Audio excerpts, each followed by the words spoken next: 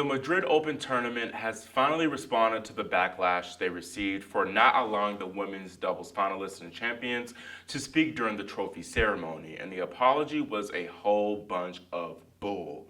Let's talk about it.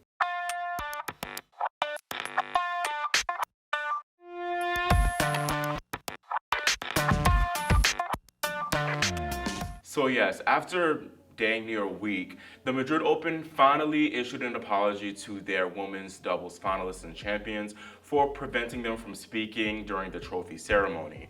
Looking back to last Sunday, Victoria Azarenka and Beatriz Haddad Maia defeated the top seeds Coco Gauff and Jessica Pegula 6-1, 6-4 to win the Madrid Open doubles crown. Now, what's customary after players win a tournament or after a final is completed is that even if it's singles or doubles, they have a trophy ceremony. And once they are first presented their trophy, they have a mic and they're supposed to speak into that mic and give a speech. But that's not what happened last Sunday at all. This ceremony was just very awkward and extremely weird. I just have so many questions. One of the main ones being, why did the tournament owner or whatever he is like fist pump the players like that? You see how awkward that was? And you also see how awkward it just looks for Coco and Jess. They didn't know what was going on. Like, do we just stand there awkwardly and take pictures, no speech? Then you see Beatriz Haddad Maia looking all confused and asking one of the tournament employees what the deal was. At the end of the day, the teams just took a few pictures and called it a day. But yes, the whole thing was just very, very weird.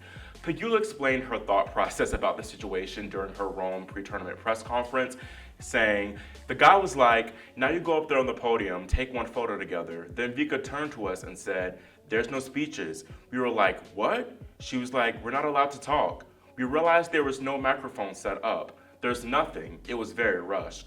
Did I think we were not going to be able to speak? No, I've never heard of that, like in my life. Even at a 10K Challenger final, you would speak. I don't know what century everyone was living in when they made that decision, or how they actually had a conversation and decided, wow, this is a great decision we're going to do, and there's going to be no backlash against this. By the way, this was not a matter of paying doubles dust overall, as I'm sure Riley Opelka would love.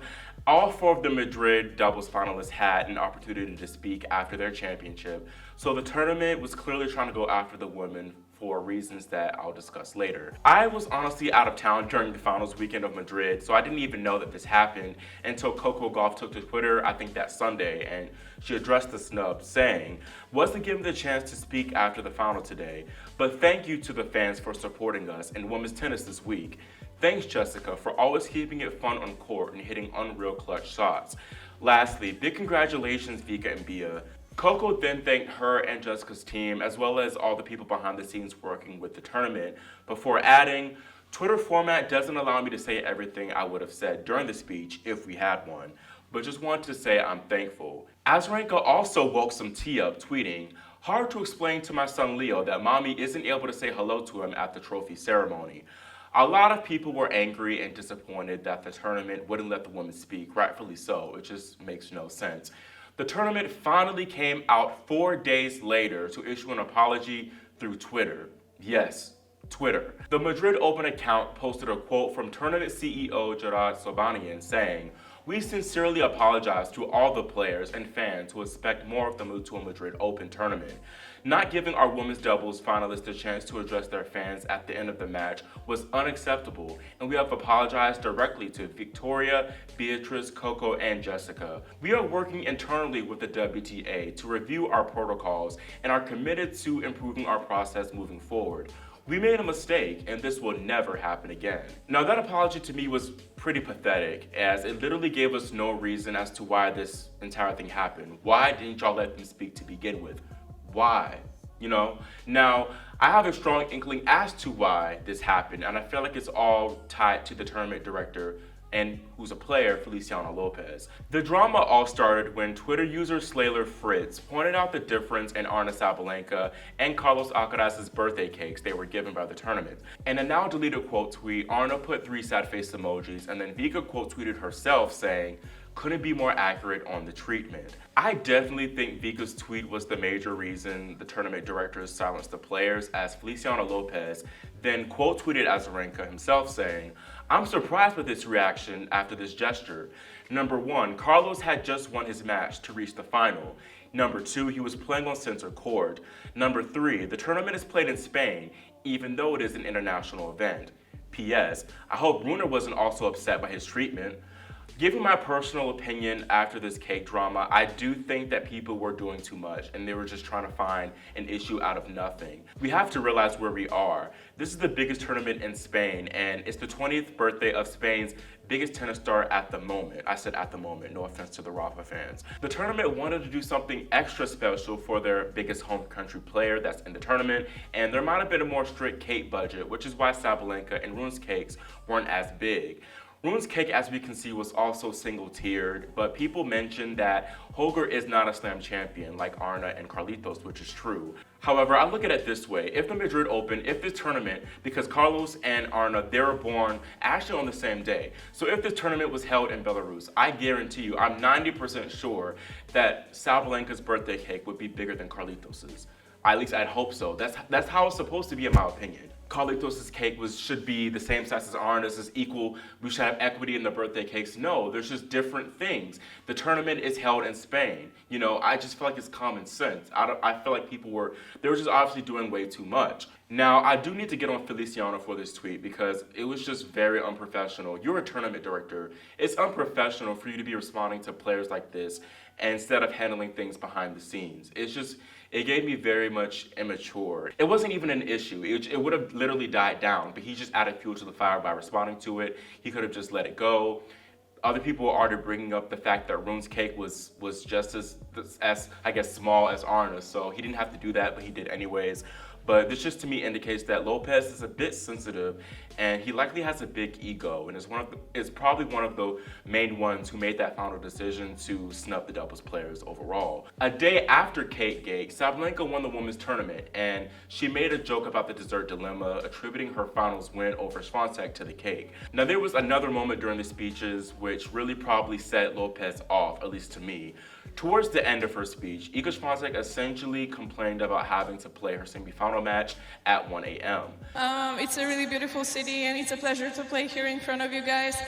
It's not fun to play at 1 a.m. though, so I'm happy anyway that I was able to get past this experience and survive and be in the final. So thank you for your support and for your energy. It really meant a lot. Y'all, just look at how Feliciano was looking at Iga. He looked like he wanted to fight her. He probably thought that Iga's speech was disrespectful and he didn't like her criticizing the tournament scheduling. And on that note, apparently Vika was also not happy about scheduling, as her doubles semifinal didn't start around 11 p.m. local time. The tournament does have a long reputation of scheduling women's matches either very early in the morning or very late at night, so Vika and Iga definitely woke some tea up there. In my opinion, Lopez was definitely afraid of Azarenka speaking up and making a sly comment like Iga complaining about the schedule or the cake drama. Basically, he was a scared little, you know what I was gonna say, about it, but he looks dumb as hell.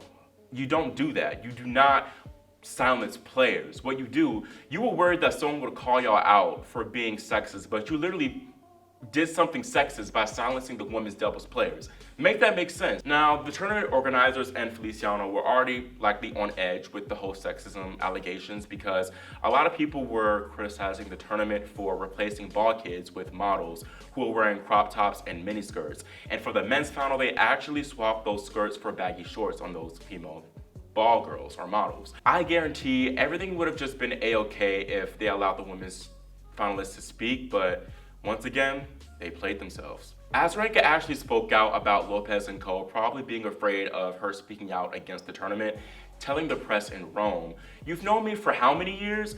A long time. Have you really seen me ever bring up issues in the press, like complaining about something?"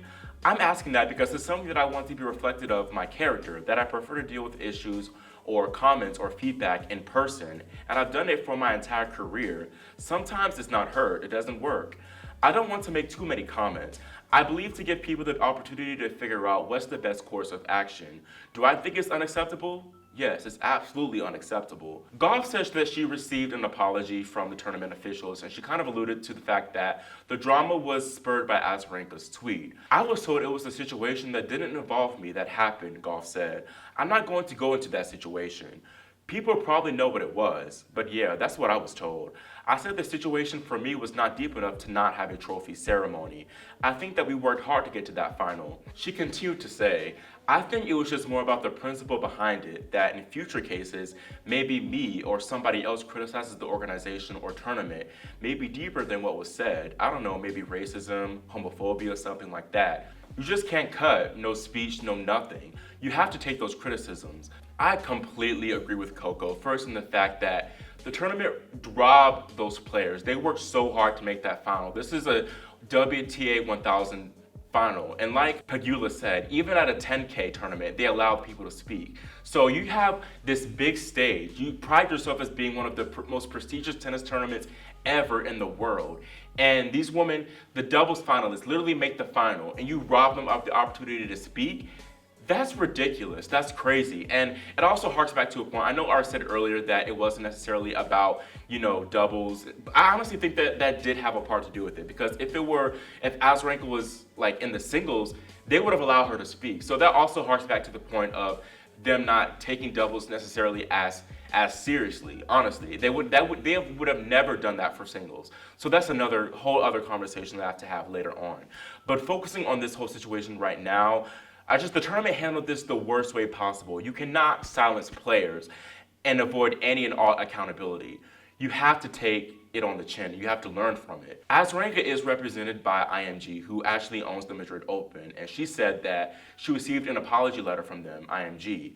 She woke some tea up though, and she revealed that she never actually got a direct apology from the tournament chief executive. So, like he said he did. So apparently he was lying about that. Here's what I feel like needs to be done moving on. I feel like the WTA, I don't think they made an official statement condemning the tournament and calling them out. I know that the CEO of the tournament said that they were like working with the WTA and investigating the situation.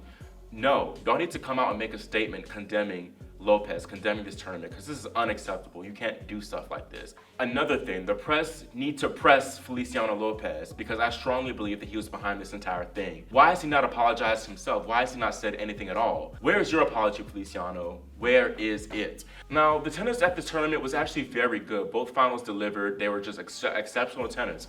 But much of it was overshadowed by drama, and that could have definitely been prevented. The Madrid Open, though, it has been fishy for a minute. I mentioned the issues that have been going on with the models and them replacing the ball kids, but also the fact that the tournament's previous owner for about 10 years, Iran Tidak, he's Romanian, but Romanian billionaire. He criticized Serena Williams and made some sexist comments, basically like openly bullying her about her weight, and the tournament did nothing about it, and it just kept him on until they moved owners. But just that in itself, it's just bad. The foundation of the tournament is not strong. The tournament doesn't know how to take accountability for mistakes, and it just showed with this whole situation. They did do a job of, changing the skirts and things like that, but instead of working with players behind the scenes or just honestly taking it on the chin, as I mentioned earlier, you're gonna silence players. Basically, there's a lesson that is to be learned from this, and that is people need to learn from their mistakes instead of trying to sweep them under the rug and silence people from criticism.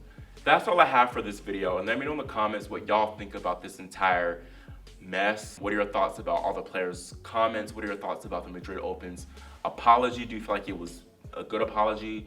Do you feel like the cake drama was warranted? I want to know all y'all's thoughts about this whole situation. And then as well, make sure y'all subscribe and click the notification bell so you're notified whenever I post new content. Thank you all for watching, and I'll see y'all next time here on Grand Slam Tennis News Today.